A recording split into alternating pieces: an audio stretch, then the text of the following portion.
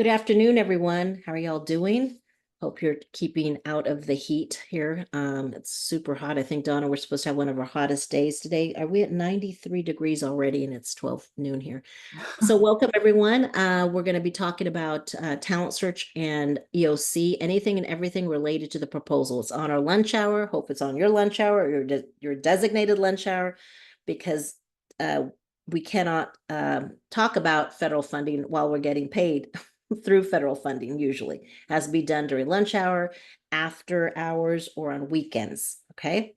Remember that. So I don't want to see y'all posting stuff on Facebook that me and the staff spent all day working on the grant at work, which people sometimes do. And I'm like, oh no, you don't want to do that. I mean, if you're going to do it, don't advertise it. Let's put it that way. The link to the Google Drive is in the chat. You can see on my screen, I'm sharing the Google Drive. We've got a folder for EOC, a folder for talent search, and some folders about the new GEPA, which I want you guys to get familiar with. Don't wait till the last minute to check that out. We're probably going to do a webinar on that, Dawn. I'm thinking about on our list of webinars, that and budget management. I want to talk to you about later, but remind me about that. Sample MOUs and letters of commitment are there. Then we got a folder just for talent search stuff, but then we also have some items such as the executive order compliance review, some key terms, phrases, and activities to monitor. And this is something that we recently got through doing in the spring, working for another company that hired us to look through numerous proposals, not just TRIO, a lot of non-TRIO proposals, to look to see if we could pull the DEI related language or any language that would interfere with or be going against the executive orders. Then we got a video about our services, and then just some basic grant writing tips. If you want to check that out, we have an infographic there. From the Gear Up competition, we were also given from their national office words to look for, because with that, what happened with that competition is they hadn't read our grants yet. I forget when they were turned in, but they gave us 2 weeks to go through our proposals and Gear Up, and not only remove the CPPs, but to go ahead and go through the document and remove anything that was DEI or against the executive orders. So they prepared a document of Gear Up words to review. So that's on there if you want to check that out. I was in a meeting, I was in a meeting of the cancellation meeting on Friday of SSS proposals that were canceled because of something that was there in their grant proposal. And it baffles me because our proposals never all this time focused on services for particular groups of students based on identity. But there's an issue going on there. It just made me realize how careful we have to be with our wording, more so than I thought. And it's unfortunate that all of our proposals were worded the same, but they picked on this one proposal, and there were other people in the group. So a lot of people were saying, well, we submitted 2 or 3 proposals and they all are the same words and they got perfect scores, and this one got canceled. So there's a lot of uncertainty going on, and also not enough specifics on what exactly was taken off, which was approved. So as soon as I find that out, I will share that information as much as I can with you all. But we're now really looking at every single line in our proposal and just making sure that it can't be in any way used or considered to be something that is not in compliance anymore. Then we have some more an overview of the executive orders and Department of Ed clarification, just in case you wanted to see that.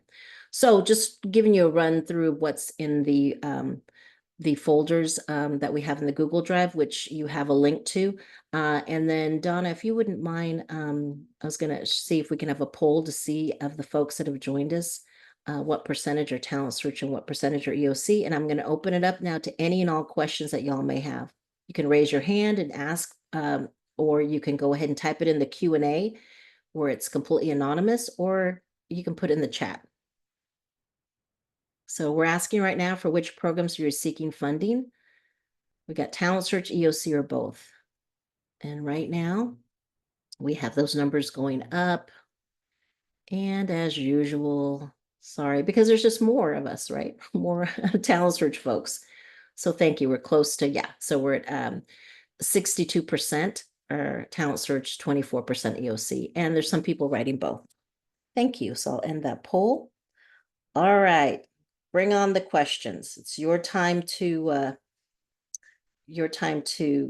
ask any and all questions. Again, if you want to be anonymous, you can. So we've got a question here. Let me check this out here. Do you think that references to what works clearinghouse will be required? I don't know, but if they are going to be required, I'm pretty sure they're depending on the CPPs, which we don't know what they are yet. Okay, there's some talk about what they may be, but perhaps, I want to say in the last two competitions, they're like in Gear Up, they did want it linked to it, but then they made us get rid of the CPPs. And in the previous competition for SSS, I'm sorry, yes, SSS, they didn't want us to link it directly to that.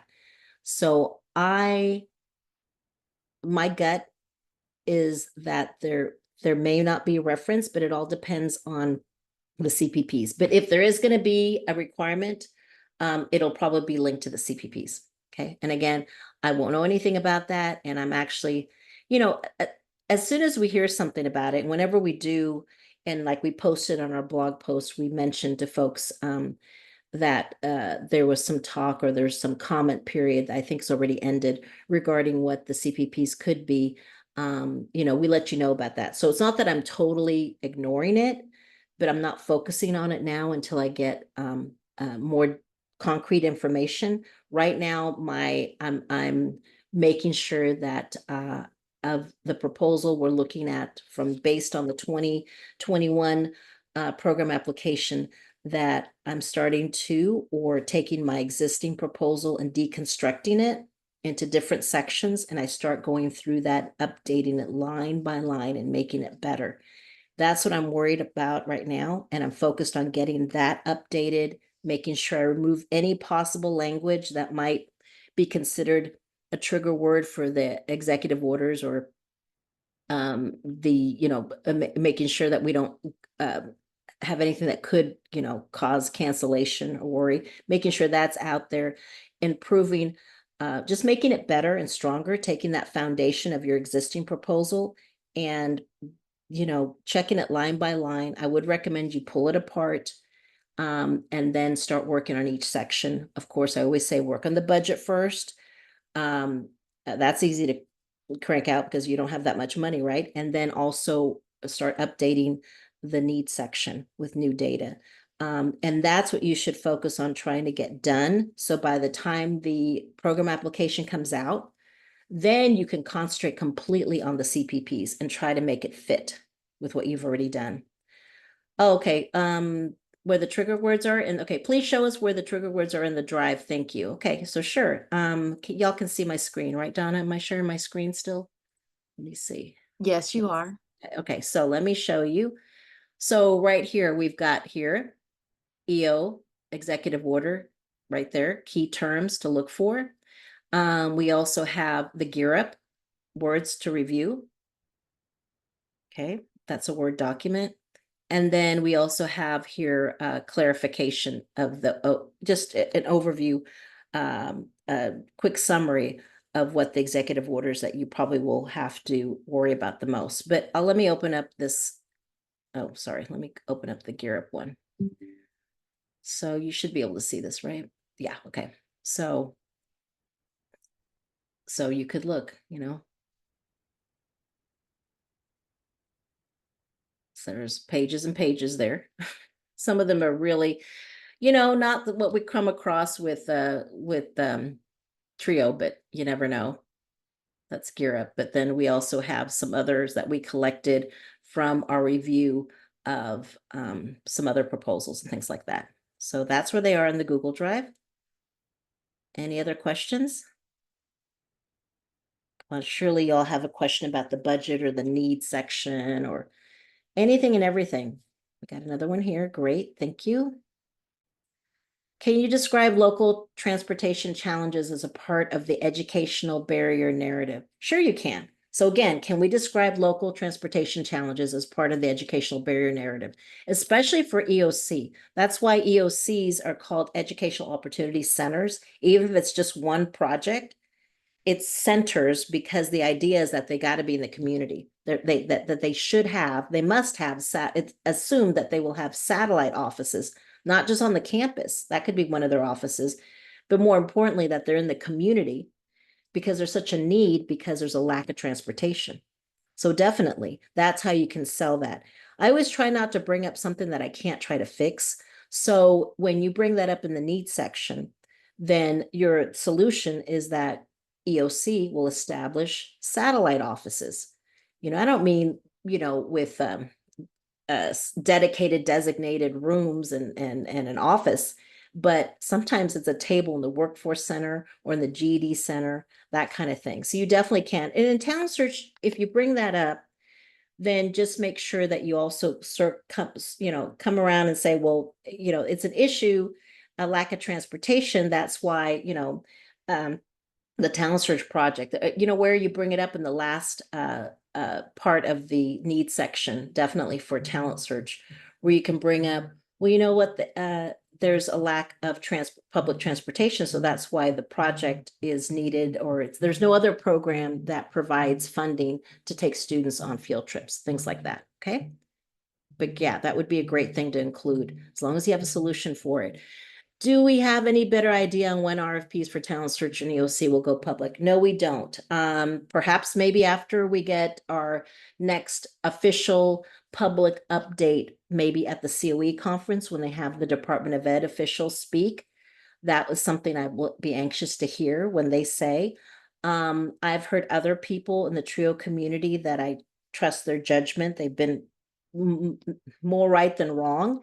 And I have been hearing from some folks that they think it'll revert back to what it has always been, which is Talent Search in February of 2026 and EOC in March of 2026. But that's just pure speculation. Please do not say Lisa said this.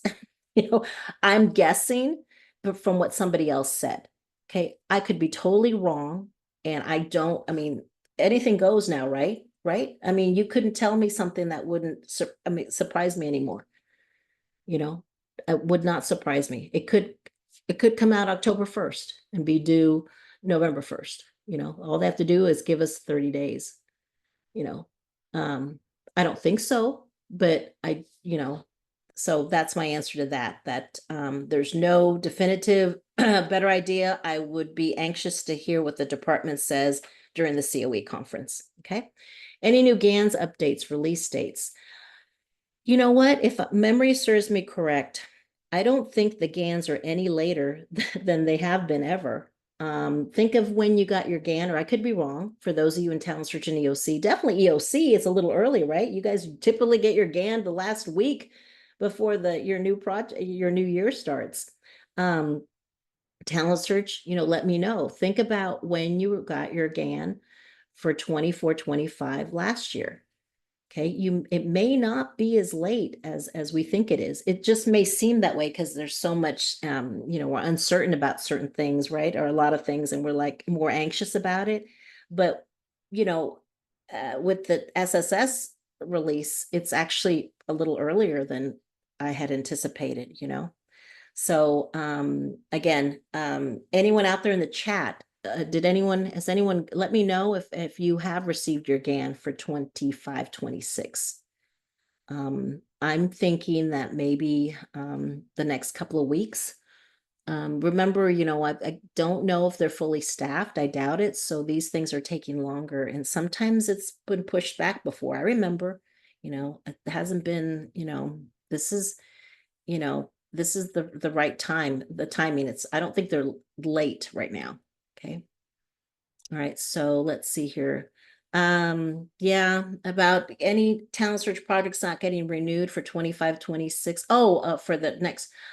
I don't know. That's a great question. I don't want to say, oh, how can that be? There's no way, but we had some Upward Bound programs and some SSS programs that were canceled. The SSS programs, because of what they said they put on their proposal, and the Upward Bound programs, they weren't even writing. They were in the middle of their cycle. They're waiting for their GAND. And those were those summer programs. There were a handful of them. Unfortunately, because of what we have seen with some of the summer, I guess a couple of summer, June 1st, Upward Bound programs that did not get their GANs, they got canceled. And some of the SSS programs that got canceled. I have to gather that some EOCs and talent search programs may get canceled as well, unfortunately, and may not get the GAND, unfortunately. I mean, right? I mean, I hope not, but I'm just following a pattern here. Our target area has high levels of childhood trauma. Would you mention that in the needs section? It impacts chronic absenteeism, but I'm not sure how I could fix it. What are your thoughts? Well, what you could say is just talk about the chronic absenteeism and how you can try to impact that. I guess by doing case management, I guess having your, I mean, if you're going to bring it up, what is a service that you can, help to decrease the chronic absenteeism without maybe going into the root cause, so to speak? Because come on, they give us how much per student? $300-$400 per student. So we can't get too deep like we can in Upward Bound, or should, when it's over $5,000 a year per student. So bring up the chronic absenteeism and what can you do with talent search staff and services to try to decrease that. Okay. But maybe not the root cause, unfortunately. Sorry. No, what I'm saying is, well, yeah, I mean, yes, I'm saying not the original, but the current proposal. Apparently, supposedly to get canceled for those Upward Bound programs. They said that something in their current proposal, or the way they were operating, but basically, yes, that's what they did. Go look at their current, they're not original, but the current proposal, right? For SSS, it looks like they looked at their proposal because that was the only competition going on. Everybody else, like Upward Bound, didn't have a competition. So they must have been looking at their current proposal to state that. So that means that they could be looking at current talent search and EOC proposals that were written, along with Upward Bound, McNair, and all them. So we're kind of all in the same boat looking at that. Okay. I guess I don't want to panic anybody, but I just have to tell you, just the facts are the facts. This is what they did. This is what happened to some very few Upward Bound programs that should have gotten their GAN June 1st. They didn't get it. They got a cancellation letter and they weren't submitting a proposal. And then they did it to SSS folks that, did submit a grant, and now they're saying it was in your proposal. So, we had it go, it happened two ways. To projects that were not, were currently funded and were not in the process of doing submission for a competition. And it was also done to those programs that were actually going ahead and doing in a competition. Okay. Yeah, that's true. That's why you don't want to bring up childhood trauma so much as somebody could say, sometimes you volunteer information and a reader could say, well, they're not equipped to deal with that. They don't have, the credentials or the licensing to do that. But again, what is the symptom, I guess, is that, is the chronic absenteeism. Sometimes you don't have to talk about why that's so high, but what you can do to fix it. In our feeble attempt with and I only mean because of the funds that we have and the time that we can devote per student, serving so many clients in EOC and so many students in SSS. I mean, and talent search. Any other questions, y'all? Any other questions? Comments? Y'all working on your budget? Remember, right? You can, your budget shouldn't take very long at all to work on because you're not, in your proposal budget, you don't have carryover, right? I had to remind somebody that. Well, what do I do with all this money? I said, you don't have all this money. Or what about this, this, and this? I said, you're talking about things in the proposal budget you will not have money to cover. Well, why is that? Because you won't have carryover. You have to start over with no carryover. And when you put your staff and how much fringe is going to be, you barely are going to have enough money to cover the basics. So that's the good news, that your budget takes a little bit amount of time and you won't have to worry about, well, what do I do with all this money? There's not going to be a lot of money.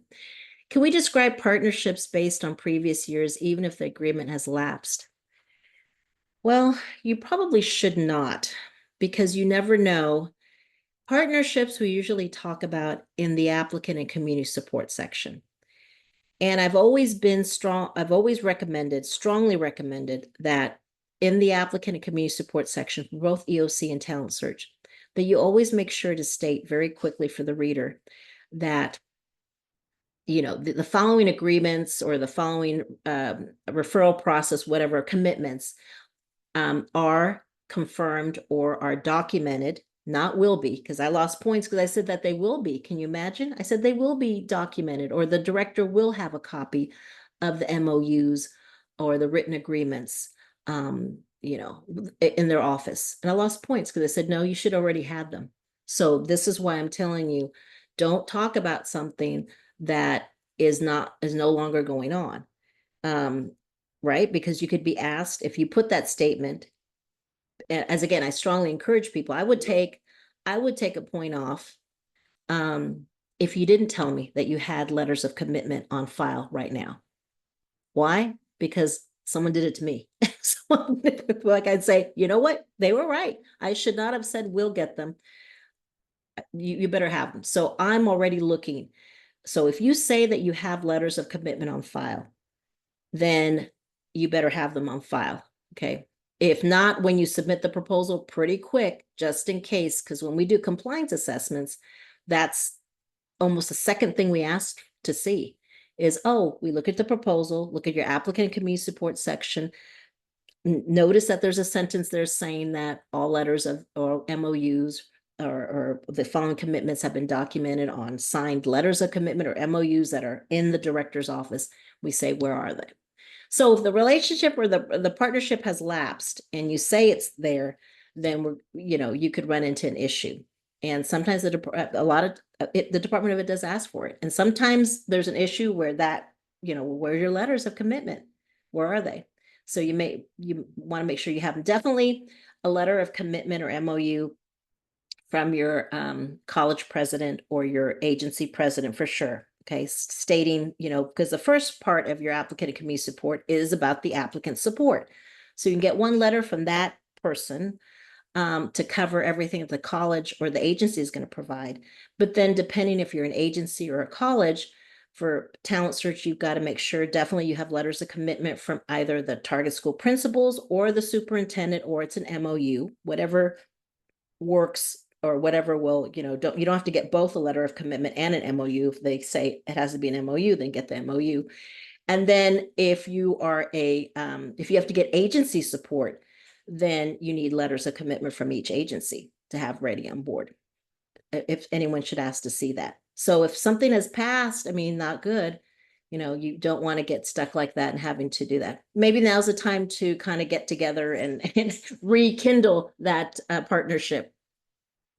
The readers, yeah, Barry asked a great question. The readers don't have the old proposal in front of them if you're writing. No, they don't get paid enough to dig up your old proposal. They're not given, they have never before been given your old proposal to compare it to the new one.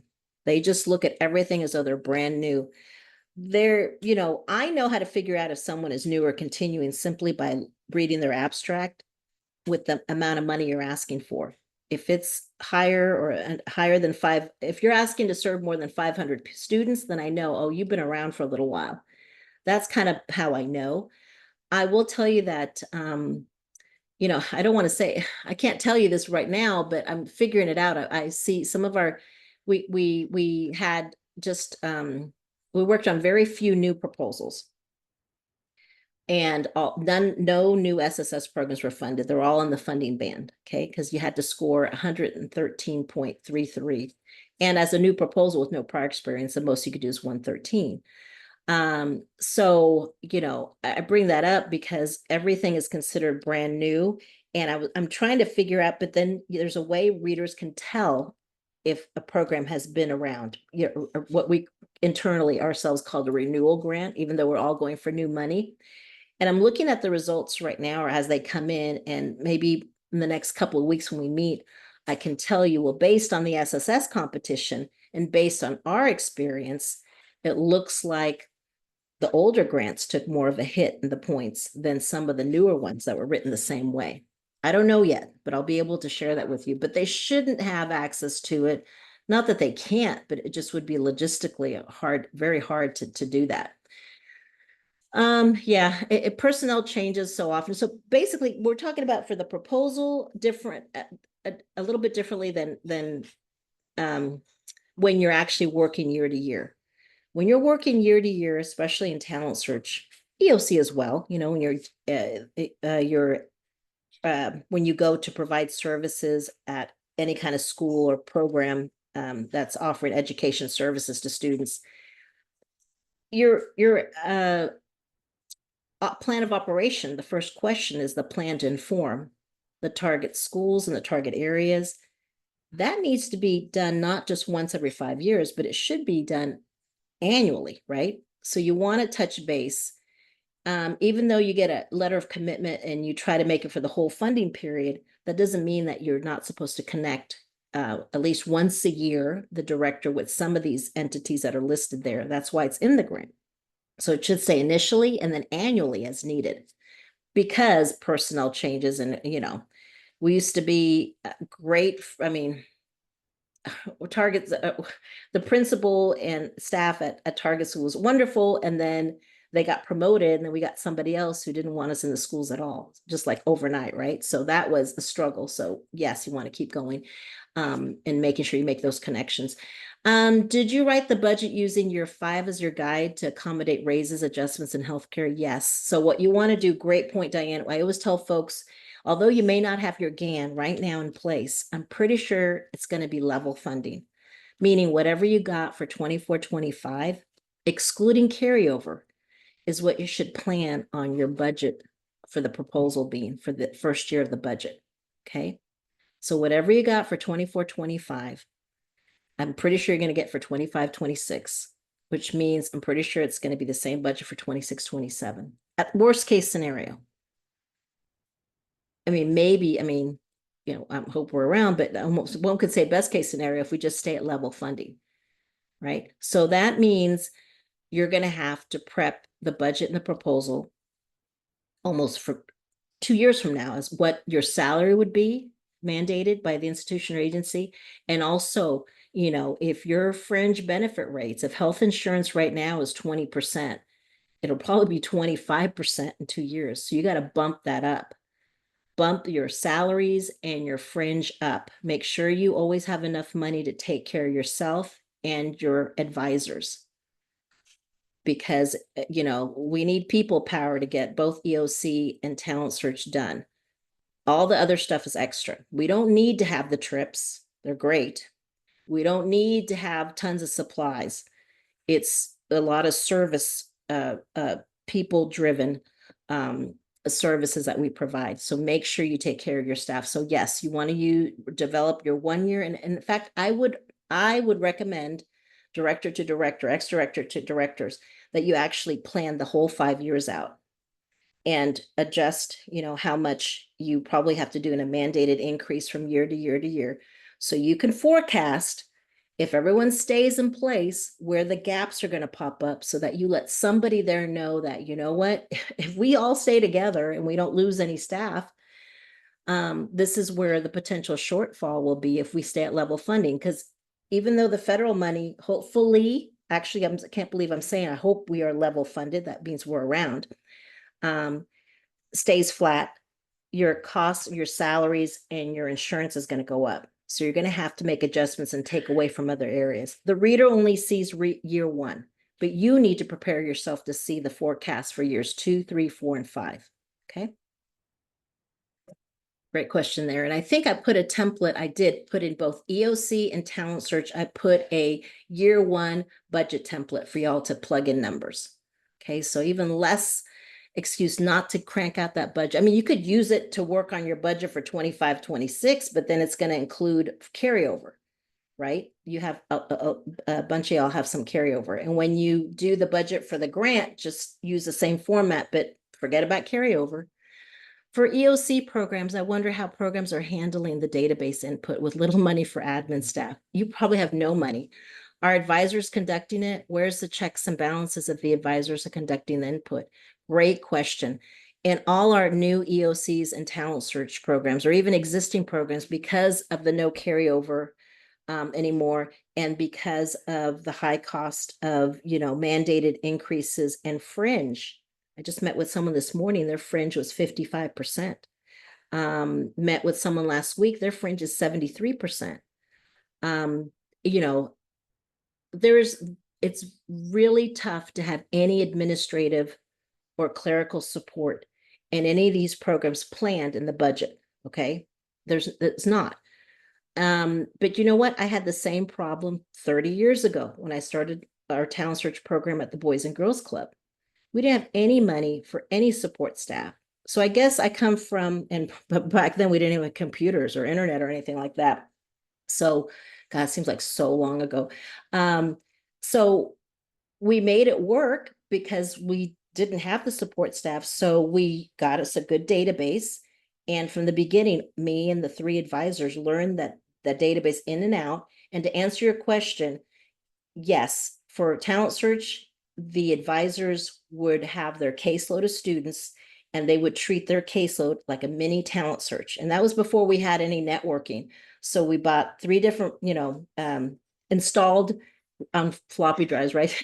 On everyone's laptop, which is a big deal, the database, and they had their caseload on their database of the students they were supposed to identify, recruit. I would select them with them, and they would serve them. They were responsible for documenting all services provided.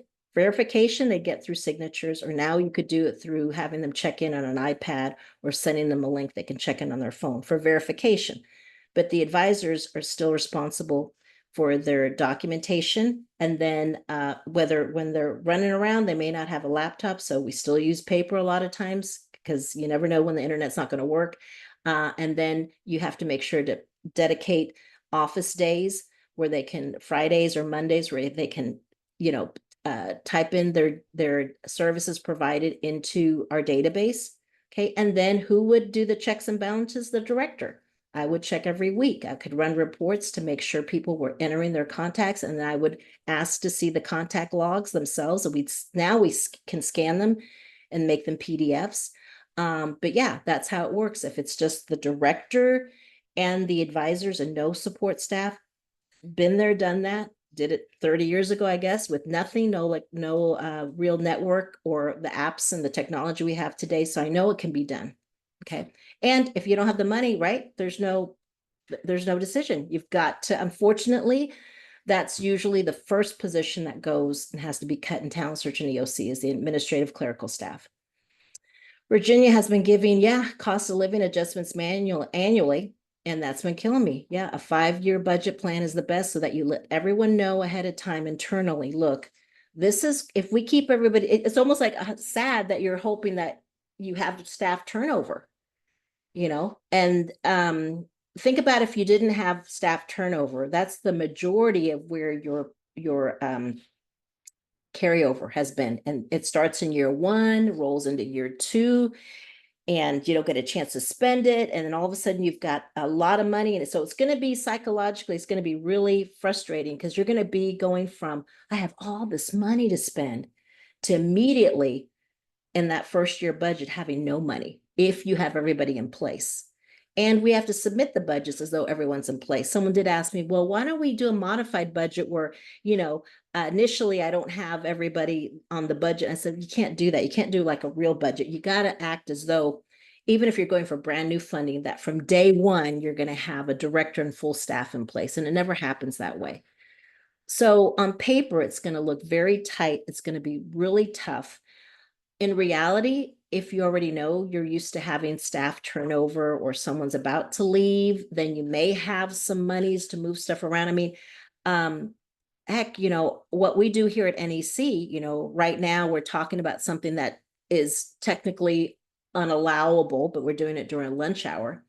If we were meeting as a client, as a technical review or proposal client, or to attend our workshops that are directly related to proposal development or technical reviews, you'd have to pay out of other funds to do that. You can't use trio funds for that, right? But so our services, the rest of the things that we do are allowable costs, like technical, assistance, database training, professional development, which you can go to our website and look at some of the things we have coming up for Talent Search and Talent Search, especially. We need to do one for EOC too, Donna. That's what I have to think about. But long story short, the cost to have money to attend our allowable cost services through NEC won't make it onto your first year budget. And sometimes I think some clients have told me, oh, I feel really bad, Lisa. I don't have any money in this budget to pay for any professional development under other. And I'm like, don't you worry. We are never a planned expense. We are an expense that pops up because you didn't have full staff from the very beginning. You had gaps in staff. The director wasn't hired for a while. Not all tutors were hired or in place, or we had to cut out a couple of trips at the last minute. So we're one of those expenses, even with allowable costs, that pop up because we know that life happens and that you will never have. I mean, most of y'all won't have 100% capacity. So we don't worry about it. We've been lucky to live off of carryover or unused funds. But when you do your budget, 85 to 90% of your budget is going to be eaten up by personnel and fringe. And I say that not to like freak you out or anything, but just to make you, I guess, realize, oh, okay, I'm not doing anything wrong. Because a lot of people will say, something wrong because all my money is in personnel and fringe. I said, no, it's not wrong, but let's take a look at your personnel. You may have to make some decisions. Like I see here, you've got a full-time admin or a part-time admin, but no tutors, or no supplies. You're going to have to give that admin up to make sure you have, or get the college to pay, for certain things, to make it fit on that first year budget. Knowing that possibly, I say, if you're going to have turnover, if you do have turnover, if you have extra money, you could hire someone clerical, hourly until the money runs out. Or yeah, we could do something for you, database training later on, but don't put us in the proposal budget yet, because there's not enough money for it. We don't fit. Okay, so let's see that. But yes, do the 5-year budget so you can know where things are. Your where your dollar, where the majority of your money is going. Look at that fringe. Fringe doesn't have to be perfect on the budget. If anything, I try to make sure I pad my fringe benefit rates so I can always make sure I have enough money there. Okay, I always go big on salaries for staff and on the fringe. Because I could always, in reality, when I do my real budget after we get funded, then I could fine tune it. I can make it perfect, okay, and move stuff around, okay, if I need to. And every year you'll find yourself having to move stuff around. All right. All right. So yes, as a reminder, later this week we have SSS professional development, which is an allowable cost. So if you have, for those of you that are with SSS or know colleagues, letting you know about that. And then we have Talent Search that's coming up in August, and Upward Bound as well. They're allowable costs. We're going to go through 8 sessions of everything and anything to do with Talent Search and Upward Bound. It's just a good refresher course, or you can save the recordings to have as onboarding training for any new staff you may have coming on board. So even if you don't have your staff on board, they can't make it live, we will be recording it. So you'll have access to that for a whole year. We do these once a year and we update them. We also have a Google Drive set up for each session, folders for each session with resource materials there. And we've gotten a lot of good feedback that people have been using it during the year on demand. When they have new staff come on board, they assign them to go through certain sessions. Some sessions might be overwhelming for a brand new person, so they do it gradually throughout the year. So it mimics what you would do if you went into an on-site priority training, like a new director's training, which can be, you have to travel to, and even if it's online, it's 2 full days. Like we're going to do 2 full days, but you can also save the recording and break it down so that other people, new people that come on board can appropriately listen to certain sections at a time and not all of it all at once. Any other questions? Talent Search EOC related. Let's see if we have the one here. Can program alumni be hired as part-time support staff? Well, sure they can. We just got through talking about how we might not have money for support staff, except if you maybe tutors, that would be great. Or you could put it as one of your preferred qualifications if they, even for director or advisor position, if they were alumni. You could mention it that way. But yes, they can be. Now let's just, in the proposal, right, in the quality of personnel, you may want to put that as your preference, or is desired or preferred if they're alumni. They've been through the program. Now, in reality, for so many reasons that, I mean, it could be a great thing, right, to have a director, but there have been times, and more so in SSS, really what would happen if the student was currently in the program, but this is alumni. But sometimes people will ask me, well, we have an SSS student and we wanted to hire them as a tutor. And, I go, well, they're a participant. I said, no, I don't like to do that. You can, I wouldn't recommend it because, how do you fire a student?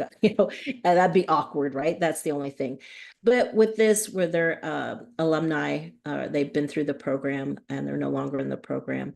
And sure, it's part-time staff. It actually could be something where you say they mentor the students. Some programs that we're working with right now, they have a lot of part-time advisors helping the full-time advisors, and they could say that one of the things that they prefer is that they've gone through the program alumni. So that would work out. Any other questions, y'all? We have at least 15 more minutes left. Anything about the needs section?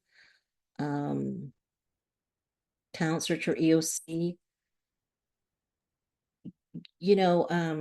EOC and Talent Search, after we get the quantitative data for the tables in both of those sections, more so in EOC, I would say 50% of it is where you have to get information from people or quotes or reports that aren't a table or a chart, more like a focus group, or sometimes they have reports that have that information.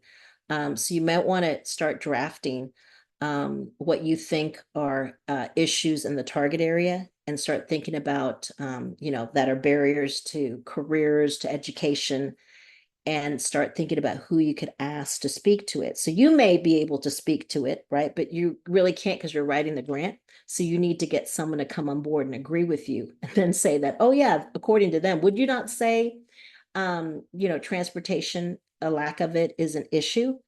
That's what I was thinking. And so you would say, well, yeah, that's true. And you could say, well, what do you think that is? Or, well, because, they can't get to services and they can't get to work if they don't have reliable transportation. And I go, oh, according to so and so.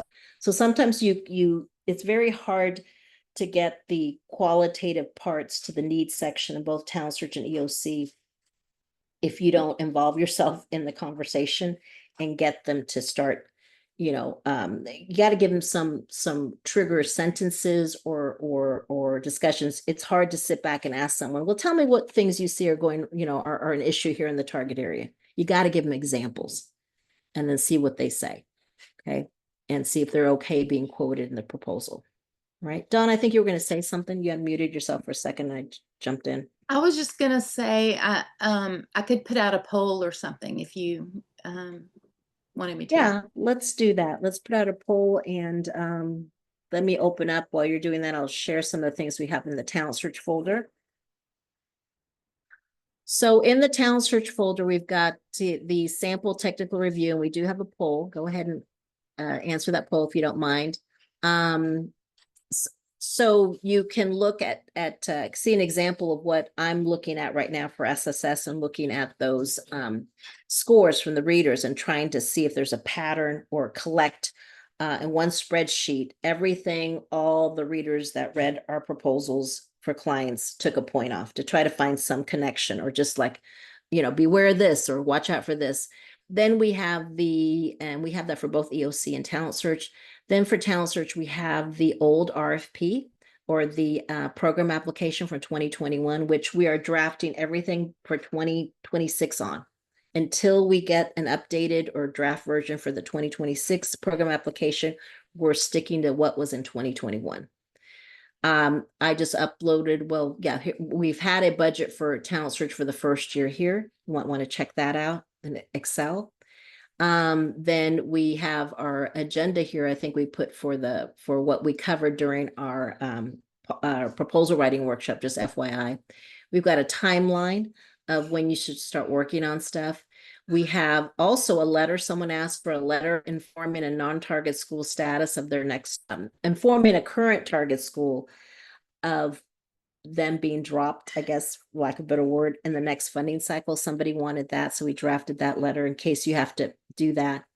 Then we've got that sample talent search lead advisor versus a regular project advisor, and that was set up so that if you're split as a director, then you can say, well, I also have somebody who's 100% time and effort that has limited management duties when I'm not around, basically. That's 100%.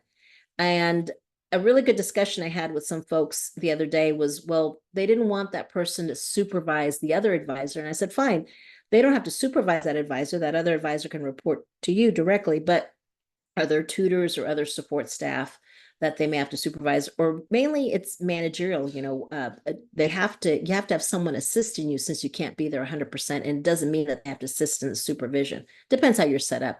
Then we have some information about teacher student counselor ratios, which I think we have a more updated one that'll update. There's a resource list, and there's a target school needs assessment if you want to check that out.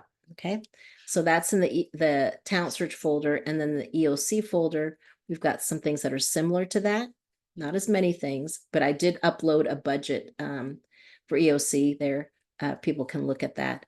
And we also have a resource list.